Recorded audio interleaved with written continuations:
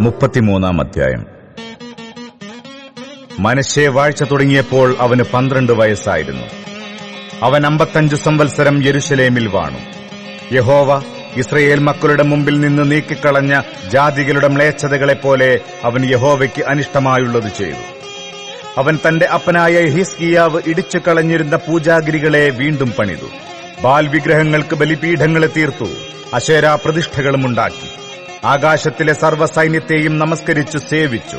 യെരുശലേമിൽ എന്റെ നാമമിരിക്കുമെന്ന് യഹോവ അരുളി ചെയ്ത യഹോവയുടെ ആലയത്തിലും അവൻ ബലിപീഠങ്ങൾ പണിതു. യഹോവയുടെ ആലയത്തിന്റെ പ്രാകാരം 2 അവൻ ആകാശത്തിലെ സൈന്യത്തിന് ബലിപീഠങ്ങൾ പണിതു. അവൻ തന്റെ പുത്രന്മാരെ ബെൻ ഹിന്നോം താഴ്വരയിൽ അഗ്നിപ്രവേശം ചെയ്യിച്ചു. മുഹൂർത്തം നോക്കി ആഭിചാരങ്ങളും ക്ഷുദ്രങ്ങളും പ്രയോഗിച്ചു. വെളിച്ചപ്പാടന്മാരെയും ലക്ഷണം പറയുന്നവരെയും നിയമിച്ചു. യഹോവയ്ക്ക് അനിഷ്ടമായുള്ളത് പലതും ചെയ്ത് അവനെ കോപിപ്പിച്ചു. താനുണ്ടാക്കിയ വിഗ്രഹപ്രതിമയെ അവൻ ദൈവാലയത്തിൽ പ്രതിഷ്ഠിച്ചു. ഈ ആലയത്തെക്കുറിച്ചോ, ഈ ആലയത്തിലും ഞാൻ എല്ലാ ഇസ്രയേൽ ഗോത്രങ്ങളിൽ നിന്ന് തെരഞ്ഞെടുത്തിരിക്കുന്ന യെരുശലേമിലും ഞാൻ എന്റെ നാമം എന്നേക്കും സ്ഥാപിക്കുമെന്നും ഞാൻ മോശെ മുഖാന്തരം ഇസ്രയേലിനോട് കൽപ്പിച്ച സകല ന്യായപ്രമാണത്തെയും ചട്ടങ്ങളെയും ന്യായങ്ങളെയും അനുസരിച്ചു നടപ്പാൻ അവർ സൂക്ഷിക്കുമെങ്കിൽ ഞാൻ നിങ്ങളുടെ പിതാക്കന്മാർക്കായി നിശ്ചയിച്ച ദേശത്ത് നിന്ന് അവരുടെ കാല് ഞാൻ ഇനി നീക്കിക്കളകയില്ല എന്നും ദൈവം ദാവീദിനോടും അവന്റെ മകനായ ശലോമോനോടും അരുളി ചെയ്തിരുന്നു. അങ്ങനെ മനശ്ശെ യഹോവ ഇസ്രായേൽ പുത്രന്മാരുടെ മുമ്പിൽ നിന്ന് നശിപ്പിച്ച ജാതികൾ ചെയ്തതിലും അധികം വഷളത്വം പ്രവർത്തിപ്പാൻ തക്കവണ്ണം യഹൂദയെയും യെരുശലേം നിവാസികളെയും തെറ്റുമാറാക്കി. യഹോവ മനശ്ശെയോടും അവന്റെ ജനത്തോടും സംസാരിച്ചുവെങ്കിലും അവർ ശ്രദ്ധിച്ചില്ല. ആകയാൽ യഹോവ അശ്ശൂർ രാജാവിന്റെ സേനാധിപതിമാരെ അവരുടെ നേരെ വരുത്തി. അവർ മനശ്ശെയെ കൊളുത്തുകളാൽ പിടിച്ചു ചങ്ങലയിട്ട് ബാബേലിലേക്ക് കൊണ്ടുപോയി. കഷ്ടത്തിലായപ്പോൾ അവൻ തന്റെ ദൈവമായ യഹോവയോട് അപേക്ഷിച്ചു. തന്റെ പിതാക്കന്മാരുടെ ദൈവത്തിന്റെ മുമ്പിൽ തന്നെത്താൻ ഏറ്റവും താഴ്ത്തി അവനോട് പ്രാർത്ഥിച്ചു. അവൻ അവന്റെ പ്രാർത്ഥന കൈകൊണ്ട് അവന്റെ യാചന കേട്ട് അവനെ വീണ്ടും യെരുശലേമിൽ അവന്റെ രാജത്വത്തിന് തിരിച്ചുവരുത്തി.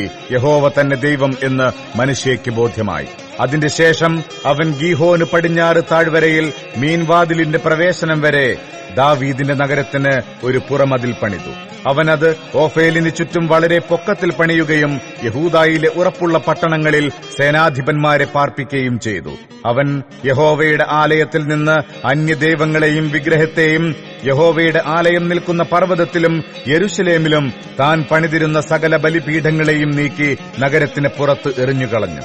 അവൻ യഹോവയുടെ യാഗപീഠം നന്നാക്കി അതിന്മേൽ സമാധാനയാഗങ്ങളും സ്തോത്രയാഗങ്ങളും അർപ്പിച്ചു.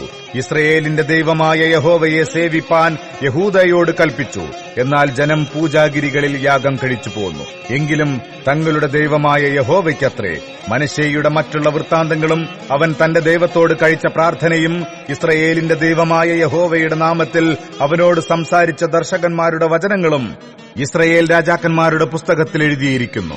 അവന്റെ പ്രാർത്ഥനയും ദൈവം അവന്റെ പ്രാർത്ഥന കേട്ടതും അവൻ തന്നെത്താൻ താഴ്ത്തിയതിനു മുമ്പേയുള്ള അവന്റെ സകല പാപവും അകൃത്യവും അവൻ പൂജാഗിരികളെ പണികയും അശേരാ പ്രതിഷ്ഠകളെയും വിഗ്രഹങ്ങളെയും പ്രതിഷ്ഠിക്കുകയും ചെയ്ത സ്ഥലങ്ങളും ദർശകന്മാരുടെ വൃത്താന്തത്തിൽ എഴുതിയിരിക്കുന്നു. മനശ്ശെ തന്റെ പിതാക്കന്മാരെ പോലെ നിദ്ര പ്രാപിച്ചു. അവനെ അവന്റെ അരമനയിൽ അടക്കം ചെയ്തു. അവന്റെ മകനായ ആമോൻ അവനു പകരം രാജാവായി. ആമോൻ വാഴ്ച തുടങ്ങിയപ്പോൾ അവന് 22 വയസ്സായിരുന്നു. അവൻ 2 സംവത്സരം യെരുശലേമിൽ വാണു. അവൻ തന്റെ അപ്പനായ മനശ്ശെ ചെയ്തതുപോലെ യഹോവയ്ക്ക് അനിഷ്ടമായുള്ളത് ചെയ്തു. തന്റെ അപ്പനായ മനശ്ശെ ഉണ്ടാക്കിയ സകല വിഗ്രഹങ്ങൾക്കും ആമോൻ ബലി കഴിച്ച് അവയെ സേവിച്ചു. തന്റെ അപ്പനായ മനശ്ശെ തന്നെത്താൻ യഹോവയുടെ മുമ്പാകെ താഴ്ത്തിയതുപോലെ അവൻ തന്നെത്താൻ താഴ്ത്തിയില്ല. ആമോൻ മേൽക്കുമേൽ അകൃത്യം ചെയ്തതേയുള്ളൂ. അവന്റെ ഭൃത്യന്മാർ അവന്റെ നേരെ കൂട്ടുകെട്ടുണ്ടാക്കി. അവനെ അവന്റെ അരമനയിൽ വെച്ച് കൊന്നുകളഞ്ഞു. എന്നാൽ ദേശത്തെ ജനം ആമോൻ രാജാവിന്റെ നേരെ കൂട്ടുകെട്ടുണ്ടാക്കിയവരെയൊക്കെയും കൊന്നുകളഞ്ഞു. ദേശത്തെ ജനം അവന്റെ മകനായ യോശീയാവെ അവനു പകരം രാജാവാക്കി.